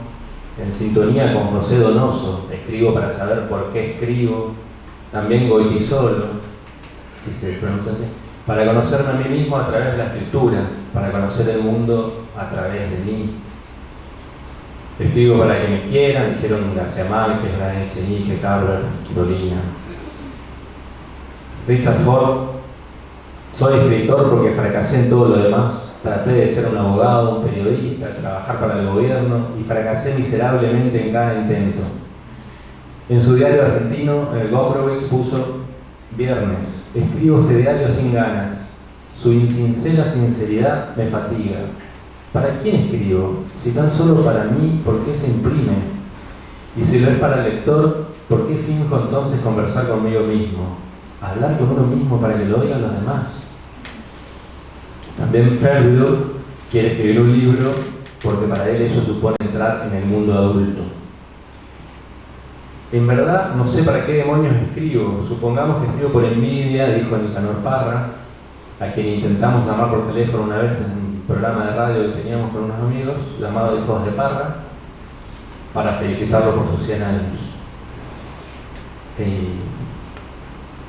Según el budismo, escribir constituye el modo óptimo de estudio, siendo seguido por el diálogo, la escucha y la lectura de las enseñanzas. A Jaime Gil de Viedma le hicieron la pregunta inversa: ¿por qué había dejado de escribir? Y respondió: me tenía que haber preguntado antes que por qué escribía, ya que lo normal es leer. Pichinguinha toca la flauta para determinadas mujeres. Pongamos para Doña Meñique, Doña Anular, Doña Índice, etc. Pero, y cito: ningún artista crea su obra para que la gente lo ame, como se suele decir por ahí, sino para poder ser al mismo tiempo lo que es y otra cosa, dice Darwin Poeta. Yo fui Ken Parker, yo fui Darwin, yo fui Catadios o el adelantado de cabeza. Mientras leía fui todos esos. Todo bien, che, me decía mi amigo, pero en tu relato, ¿sos o no sos el protagonista? ¿Sos el bueno o el malo del cuento? La charla se extendía, la noche terminaba, así que entonces le contesté a mi amigo lector: sí, el narrador soy yo, pero el escritor es otro.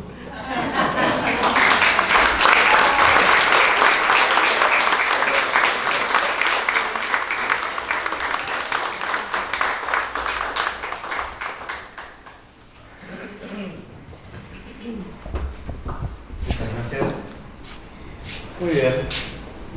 Paso seguido, nos gustaría compartir con el público una serie de idas y venidas que tienen que ver con interrogaciones, preguntas, pareceres que los escritores estarán muy contentos de responder, me imagino. Así que, absolutamente, muy bien. Entonces, quedamos a disposición de las preguntas y un poco egoísta de mi parte voy a tomar la primera movida. He observado que en la mayoría de las ponencias siempre se ha tratado de modificar la estructura que se ha sostenido como inicial, pero no se la ha negado, sino que se la ha enriquecido. Esa cuestión en algún momento, para algún momento de la literatura, lleva el nombre de reescritura. Y la reescritura siempre es una faz que tiene un antecedente que no es negado, pero que tampoco es tenido en cuenta, sino que es sostenido para la transformación. Entonces he escuchado que en lo policial lo importante fue la diferencia entre la igualdad, desde el punto de vista del escritor Massal, pecar es mejor que seguir la tradición. Desde el punto de vista de Nicolás, son importantes los antecedentes, pero también es bueno cambiar, ¿no? Si es que trabajamos con las cuestiones de las primeras escrituras, ¿no? De lo hispánico. Y en la última ponencia, qué importante es que un yo tenga un otro, ¿no? Porque si no, digamos, no sería muy gracioso, ¿no? Entonces la pregunta sería, si todo esto ustedes lo tienen tan claro, ¿no?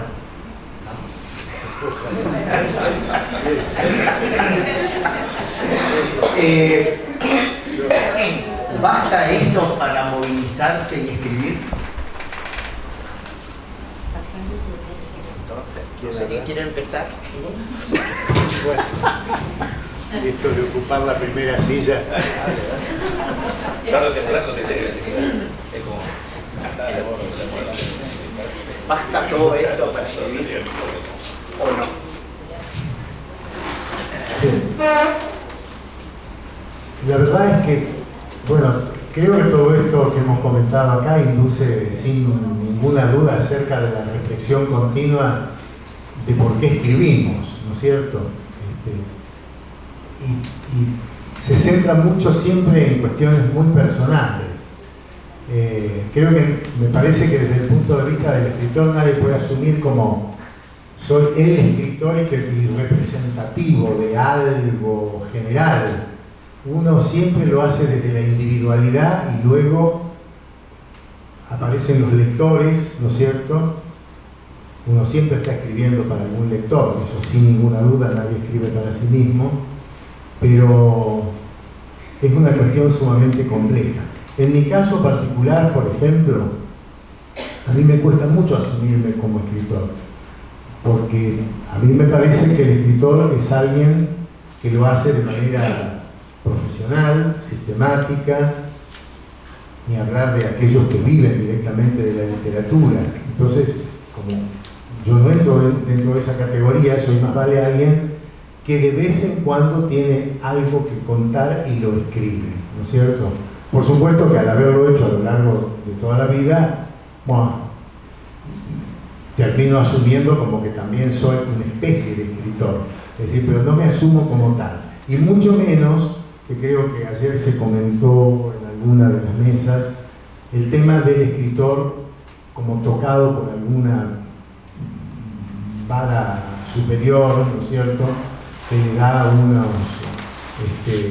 características que el resto no tiene, ¿no es cierto?, como que es alguien superior, ¿no es cierto?, que puede escribir lo que los otros no pueden hacer, y a mí me parece que no es así.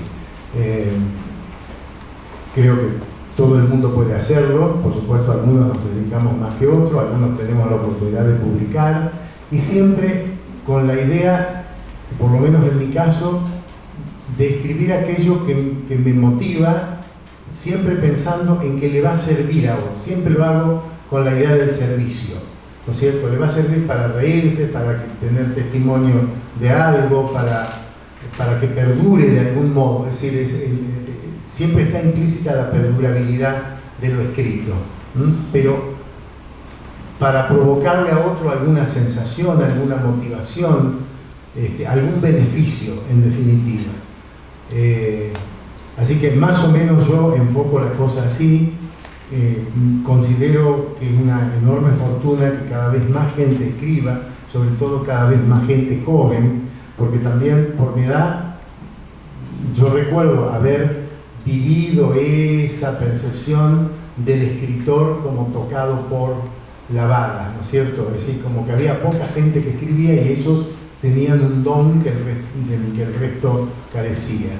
Me acuerdo que iba al Colegio Nacional en Mercedes y una vez vino una escritora y la presentó el rector del colegio y dijo: esta poetisa de alto vuelo poético. Y a mí eso, a todos nosotros, así, de alto vuelo, parecía que ya le faltaba salir volando, quedábamos ahí nosotros todos achicados. Bueno, creo que todas esas cosas han ido cambiando en la sociedad, afortunadamente, y nadie se la cree como tal. Así que bueno, no sé si respondo exactamente a tu pregunta, Figueroa, pero más o menos por ese lado lo encaro yo personalmente. Y de hecho, sí, me gusta escribir. Cuando los nietos me dejan tiempo, mejor. Muy bien. Bueno, yo en parte de mi ponencia dije porque escribía, ¿no? Porque quiero escribir. Pero bueno, hay otras cosas también, ¿no? Uno transfigura su biografía cuando escribe. O sea, lo que decía Pille, que uno está haciendo su biografía, en realidad la está escribiendo de otra manera y está haciendo otro y está haciendo uno. Y pasa cosas como por ahí le pasaba a Santiago, ¿no? Qué sé yo, contar mi poeta, por ejemplo, un conocido se me acerca y me dice: no sabía que vos habías recorrido Rusia. No conozco Rusia. Pero claro, yo describo cosas en San Petersburgo, Moscú, etc. Pero no conozco Rusia.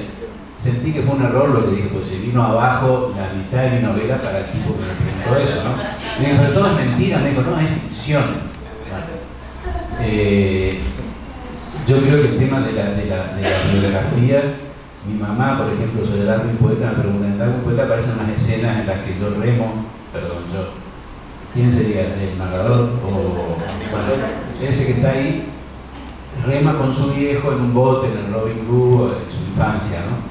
Y conversa muchas cosas con su padre. Entonces, mi vieja, cuando leyó esa novela, me dice: ¿cuántas conversaciones que tenías vos con tu papá que yo no conocía? Entonces yo dije: yo tampoco las conocí. No eran esas, eran otras. Pero ella se quedó contenta porque sintió que había habido todo un mundo ahí filosófico en esas conversaciones que yo no sé de qué corno hablábamos con mi viejo, que yo tenía 10 años, 11 años, ¿no? Así que yo no escribo contra la tradición, no me interesa eso. No me gusta que esta tradición esté permanentemente señalando caminos de escritura, temas, etc. Y además a mí me aburre mucho leer esos textos, honestamente. Entonces, eso es lo que me pasa con esos textos, pero yo no escribo con eso como referencia, de ninguna manera. Sí creo que escribo como, bueno, por ahí casi todos los que escribimos, porque algunos dicen no hay que leer mucho para no contaminarse. Yo escribo con toda la lectura que he tenido y toda la tradición encima, pero no es eso lo que me motiva a escribir, ¿no? Bueno, el tema es escribir. O sea, es que yo creo que yo no tengo una buena opinión personal de mí, y si escribo para tratar de que hacerme amigo y mejorar eso.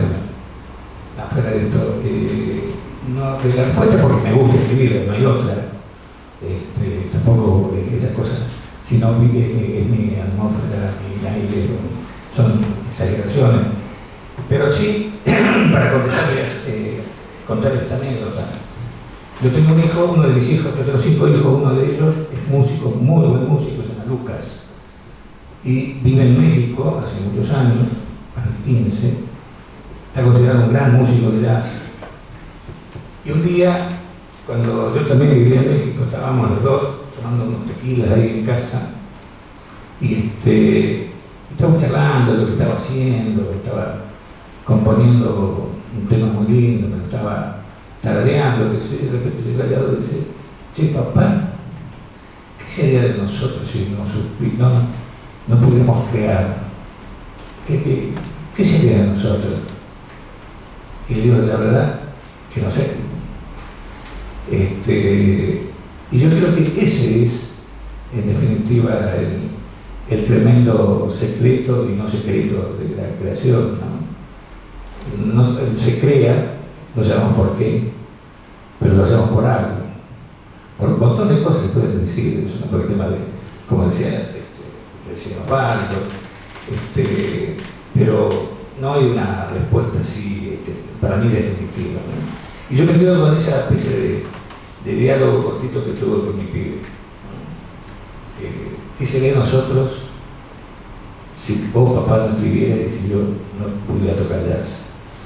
Bueno, es eso. Ya está todo dicho, me parece. Bueno, un aplauso para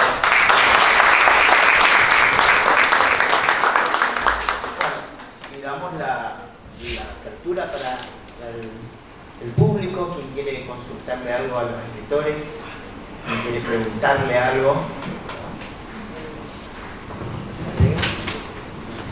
Sí, directo a la guitarra.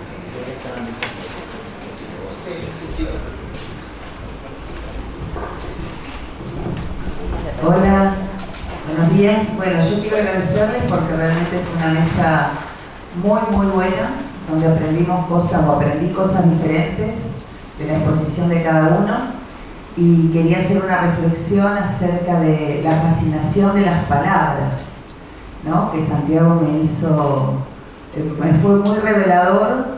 Tu ponencia me fue muy reveladora porque en realidad ahí descubrí que también escribimos por la fascinación de las palabras. Y envidio realmente a los chaqueños, porque los chaqueños tienen una toponimia impresionante. ¿Cómo no vas a comprar una novela que se llama Pampa del Infierno? O un libro de cuento que se llama Campo del Cielo, ¿no? Y la palabra algodón, algodonoso, ¿no? O pilagá. Esas palabras que son como imanes realmente para el que escribe y en relación al que lee también. Bueno, esa reflexión nomás y muchas gracias.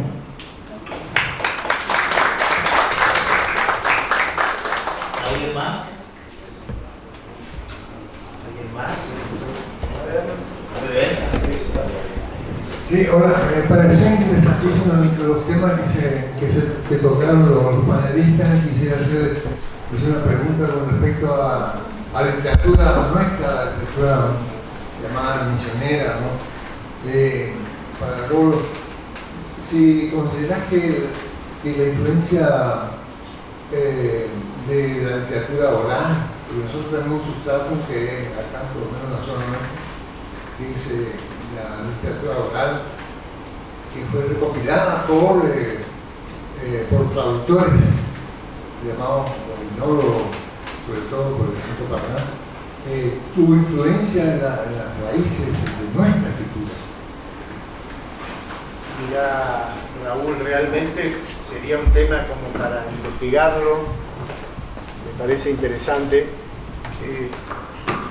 Me parece que el folclore ha influido mucho también en eso, ¿no es cierto? En esa perdurabilidad también de ciertos estereotipos y de cierta literatura de una época, es decir, la letra del chamamé, la letra de muchas canciones, digamos, que es literatura también, en definitiva, ha impuesto mucho esas cuestiones. Lo intuyo así, realmente estoy opinando en el aire porque no me consta, pero un poco uno lo percibe eso, ¿no es cierto? No sé, tendría que haber algún antropólogo que lo investigue y lo pueda explicar mejor. Pero me parece que por el lado del folclore hay una persistencia, hay una perdurabilidad sobre todo de esa literatura muy esquemática que yo por ahí a la pasada decía, ¿no es cierto?, como la del machetazo y la bajada vieja, que tanto se ha insistido, el mensú perseguido, el capanga, y bueno, eso el folclore lo ha incorporado, y el folclore pega mucho, ¿no es cierto? Quedan gente a lo mejor que no ha leído los textos, pero te puede cantar el chamamé. Entonces hay una persistencia ahí, en ese tipo de imágenes, sobre todo. Más o menos lo veo de esa manera.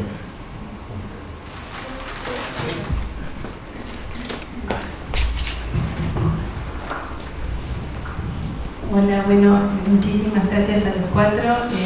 Quiero agradecerles, además, que haya sido una mesa entretenida, ¿no? Esto de poder reírse, que creo que como un lugar en el que están los cuatro es esta manera de reírse de ustedes, también de ustedes mismos, y con eso hacernos cómplices de una cantidad de cosas que creo que es yo le doy un gran valor a eso. Particularmente a vos quería preguntarte, sí, Rolo, sí. Hay dos ideas. Una que me queda picando, que es la idea de las literaturas comparadas de nuestra zona, ¿no? ¿Qué podemos hacer con eso? Pero eso queda como algo que yo no conozco que haya. Javier, no sé si vos sabés que se ha trabajado sobre eso en nuestras provincias. Eso es como para que lo indaguemos, así que no sé si ustedes saben, los chaqueños o los santafesinos, que se haya hecho algo así, ¿no? Me pareció súper interesante. Yo lo ignoro, pero sería buenísimo que hubiese una investigación sobre las literaturas regionales, sí, ¿no es cierto? Sí, porque de hecho existen las literaturas regionales, pero no hay una indagación sistemática acerca de ellas. Es decir, habiendo una riqueza literaria regional como la que hay en el país, que a uno le consta, ¿no es cierto?, que existe el noroeste, Cuyo, la Patagonia, nuestro nordeste, pero por ahí nos llega, o tenemos conocimiento, una vez que se ha editado en Buenos Aires, que el libro más o menos se difundió, o que uno lo consiguió de casualidad, pero sería lindo un estudio comparado realmente, sí, de las literaturas regionales, ¿no? A esta altura. Bueno, eso te lo tengo que agradecer. Sí. Y tiene que ver también, volvemos al tema de la limitación de la circulación, claro, en realidad está relacionado. Queda como una propuesta para la carrera de letras. Sí, o para los próximos encuentros. Y la otra cuestión es la de los viajes, la de los viajeros, ¿no? Que en un momento dado dijiste, en 1903, al fin un escritor. Pero mientras tanto vos estuviste hablando acerca de la escritura de claro, es decir, viajeros. Entonces me pregunto... sí, digamos, ahí estamos hablando de categorías, porque la mayor parte de quienes habían recorrido dejaban testimonios, pero digamos, ninguno de esos se consideraba como un escritor, eran naturalistas viajeros, ¿no es cierto? Gente que escribía muy bien. Tal vez Cunningham Graham sí era lo más parecido a un escritor, que yo no sé si lo mencioné, pero que que deja un testimonio en La Arcadia Perdida, un libro que se llama así, era lo más parecido como a un escritor. Pero después, por supuesto, Ambrosetti, Holberg, era gente que escribía maravillosamente, pero no hacía literatura. Bueno, en el caso de Holberg no. En el caso de Holberg, porque también en ese caso tendría que haber aclarado, él está considerado como el padre de la ciencia ficción en la Argentina. Pero cuando viene acá, viene en calidad de naturalista, ¿no? Después uno lee, por ejemplo, qué sé yo, los textos de Martín de Musí, o lee los de D'Orbigny, por ejemplo, son unos relatos formidables, pero ellos no lo hacen en calidad de escritores, no están haciendo ficción, en una palabra, están narrando las cosas que ven, ¿no? De manera magnífica.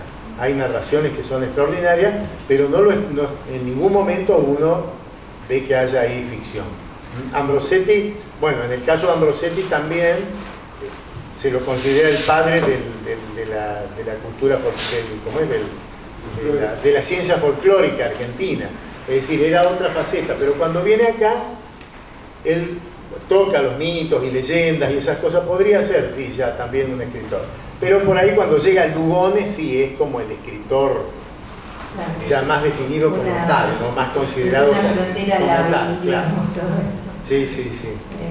Es un poco también lo que comentabas vos, Miguel, acerca de lo que está pasando con la literatura negra y los devenires, ¿no? de estos últimos 15 años, ¿no? con las generaciones más jóvenes y lo que están haciendo con esas puntas, ¿no? que vienen justamente de la novela negra. Sí, así es.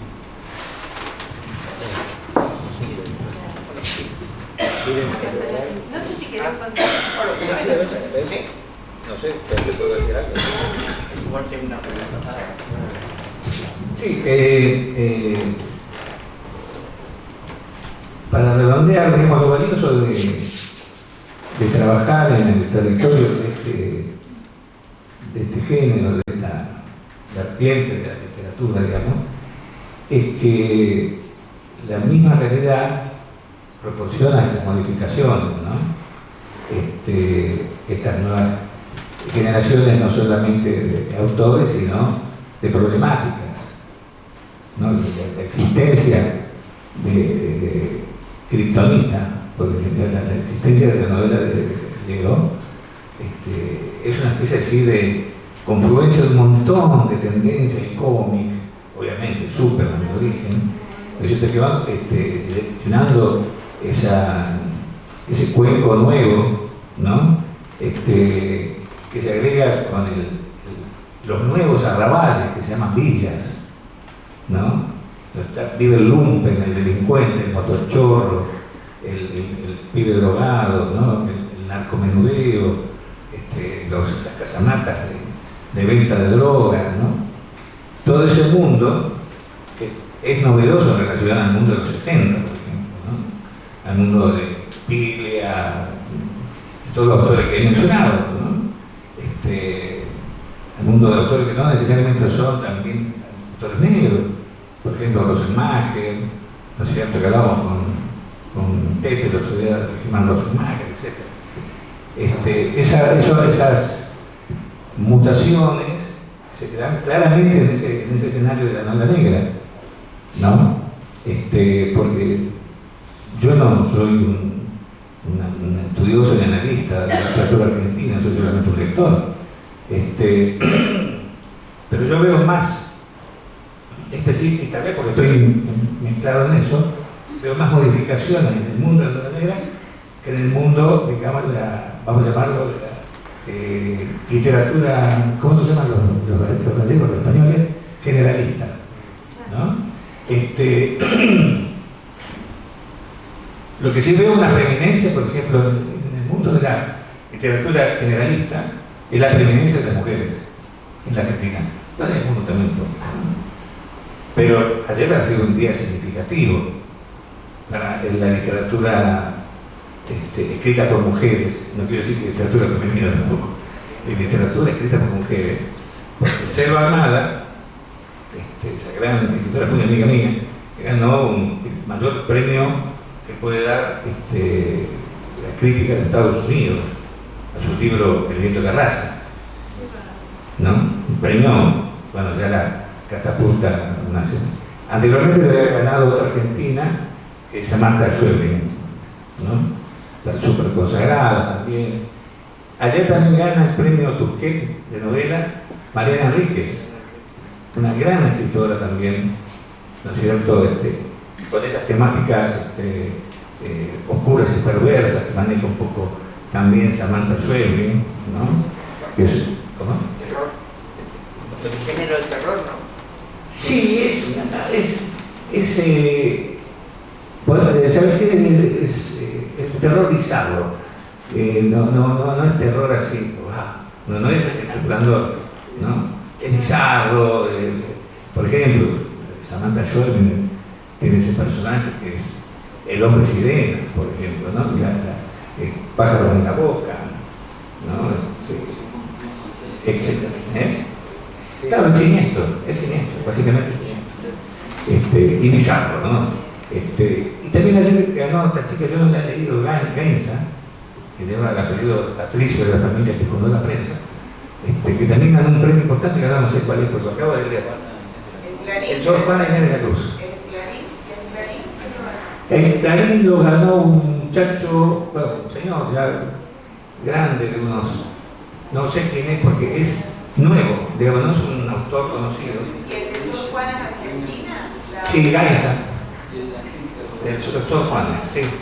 Gainza sí, es una chica joven. He visto fotos de ella, ni siquiera recuerdo el nombre de María Gainza. Está. Pero bueno, fíjense, son 3 mujeres narradoras que ganan premios tremendamente importantes, ¿no? Bueno, eso yo es lo que puedo notar como lector en la literatura generalista, con distintos tratamientos, porque tenemos a Mariana y a Schweblin, digamos, haciendo esas cosas perverso, el tema siniestro, el tema más oscuro, ¿no? Y ahí se que no sé qué es lo que escribe, pues no he leído, no tengo noticias. Y bueno, después tenemos autores jóvenes, Kawamichi, que tienen una literatura japonesa argentina, no sé si lo conocen. Tienen, bueno, buscan los Kawamichi, que ahora no recuerdo los títulos. Es un lujo de leer, pero es una especie de, bueno, y muy cruel, ¿no? Esa cosa que parece Oe, que es Saburo Oe, el autor japonés, que es muy cruel, bueno, un poco en esa mecánica, etc. Y volviendo para cerrar el tema de la novela negra, efectivamente hay una especie de, a eso sí lo conozco mejor, porque encontrar que incluso en España se ha modificado mucho eso, ¿no? Van dejando la estructura clásica del policial para extender más la cosa, ¿no? Y bueno, es eso. Bueno, y una última pregunta para el escritor Miguel. Cuando se habló de la cuestión del ruralismo y la relación con la novela negra, se citó a Isidro Velázquez, ¿no?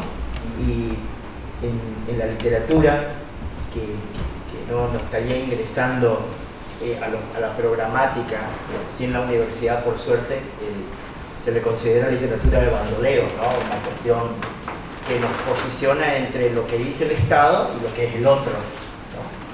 Entonces, dado que hay una cuestión dual y trasladada a la cuestión de hoy en el marco del ruralismo, en un momento del siglo XIX el Estado era muy fuerte con respecto a eso, y hoy con la escritura del ruralismo, ¿el Estado sigue siendo fuerte en el sentido de delimitar o estamos en democracia realmente con estos temas? Mira, siempre, hay una cuestión de literatura, la figura mítica de los Velázquez, de Mate Cosido, otro bandido famoso de la región, son personajes tan fascinantes que son fácilmente digamos, escribibles, ¿no?